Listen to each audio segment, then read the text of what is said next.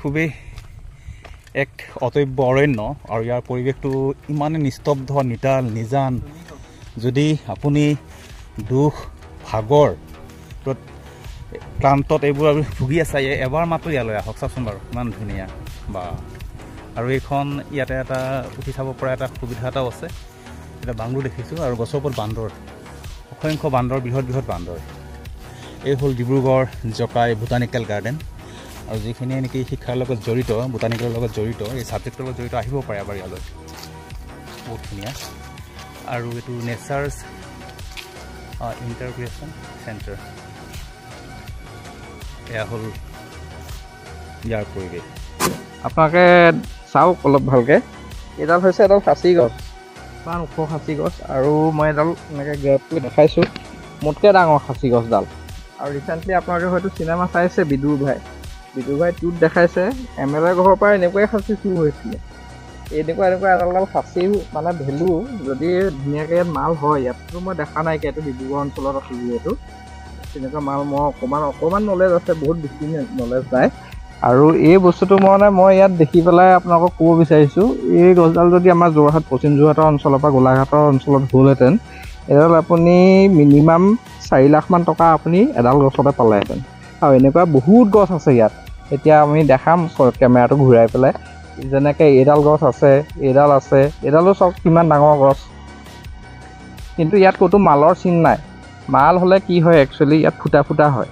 ইয়াতে ফুটা হয় এইবোৰত ফুটা কৰি থয় আৰু ফুটাটো লাষ্টত বন্ধ হৈও যায়গৈ এটা টাইমত প্ৰথমতেতো বস্তুটো কেঁচা ৰস ওলায় তাৰপিছত লাইট ব্ৰাউন ওলায় আৰু লাষ্টত চকলেট কালাৰৰ ইয়াৰ পৰা ৰস ওলাই থাকে আৰু ৰস ওলাই পেলাই এইটো ফুটাটো বন্ধ হৈ যায় সেইটো একদম কমপ্লিট মাল থকা গছ বুলি কোৱা হয় মই যিমানটো জানো আৰু এনেকুৱা এডাল গছত তেতিয়া আপুনি 7 লাখলৈকেও পাব পাৰে এইডালটো বহুত ডাঙৰ গছ ইয়াৰ আগত যিডাল দেখালোঁ তাতকৈ এডাল শকত আছে আৰু এনেকৈতো বহুত গছ আছে এই MLA ছাৰৰ ঘৰত থকা গছবোৰৰ নিচিনা এইডাল গছ বা ইমান বৃহৎ বা খাচী গছে গোটেই ভৰ্তি হৈ আছে বহুতখিনি গছ আছে দেই খাচী গছ এইডাল আছে এতিয়া আমি বোটানিকেল গাৰ্ডেনত আছোঁ ডিব্ৰুগড়ৰ যিটো খামটি ঘাট চেঁচা অঞ্চলত অৱস্থিত হয় এইখন গাৰ্ডেনখন কিন্তু খাচী গছকেইডাল দেখি পেলাই মানে মোৰ সেই চিনেমাখনলৈ মনত পৰি গৈছে ইমান ডাঙৰ খাচী গছ আছে নহয় ইয়াতে কি জীৱ জন্তু আছে এইখন বোটানিকেল গাৰ্ডেনত বাঘ আছে ভালুক আছে হৰিণা পহু আছে সাপ আছে সেইখিনি আৰু ইয়াতে বিভিন্ন ধৰণৰ মানে সৰীসৃপ আছে বাঘ আৰু বাঘ ইয়াতে কিবা গৰু ছাগলী নিয়ে নেকি লৈ যায় গৰু ছাগলী লৈ যায় গাহৰি লৈ যায় ছাগলী লৈ যায় ইয়াতে দেখিছে ইয়াতে আহিলে আপোনালোকে দিনৰ পোহৰতে আহিব মানে পিছলৈ নাথাকিব আৰু পোহৰতে আহিলে আপোনালোকে ধুনীয়াকৈ চাই মেলি যাব পাৰিব ইয়াতে কিন্তু বিভিন্ন আমাৰ থলুৱা যিখিনি জীৱ জন্তু আছে ইয়াতে সংৰক্ষিত হৈ আছে এইখন সংৰক্ষিত এখন বোটানিকেল গাৰ্ডেন চাওক যদি কোনোবা ইয়াতে কিছু সময় পাৰ কৰি ইয়াতে আপোনালোকে খোৱা লোৱাৰ ব্যৱস্থাও কৰি দিয়ে পিঠা পনাও পোৱা যায় ইয়াতে আমাৰ থলুৱা খাদ্য অলপ আগতীয়াকৈ আমাক মানে যোগাযোগ কৰিব লাগিব তেনেকৈ আৰু 10জন 20জন আহিলে মানে এনেকৈ আমি মানে বনাই মেলি দিওঁ আৰু খানা খাওঁ ক'লে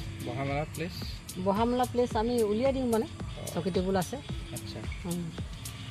আৰু যদি কোনোবা আহিম বুলি ভাবিছে ইয়াতে গ্ৰুপ হৈ আহিলে 10জনৰ যদি ওপৰত আহে ধুনীয়াকৈ ইয়াতে খোৱা লোৱাৰ ব্যৱস্থা কৰি দিয়ে আপোনালোকে ধুনীয়াকৈ সময় পাৰ কৰিব পাৰিব চাহ জলপান যি খায় ভাত যি খায় ইয়াতে গোটেইখিনি থলুৱা খাদ্যৰে এইখিনি আপোনালোকক সুবিধা কৰি দিব আহক এদিন আপোনালোকক এই জকাই বোটানিকেল গাৰ্ডেনলৈ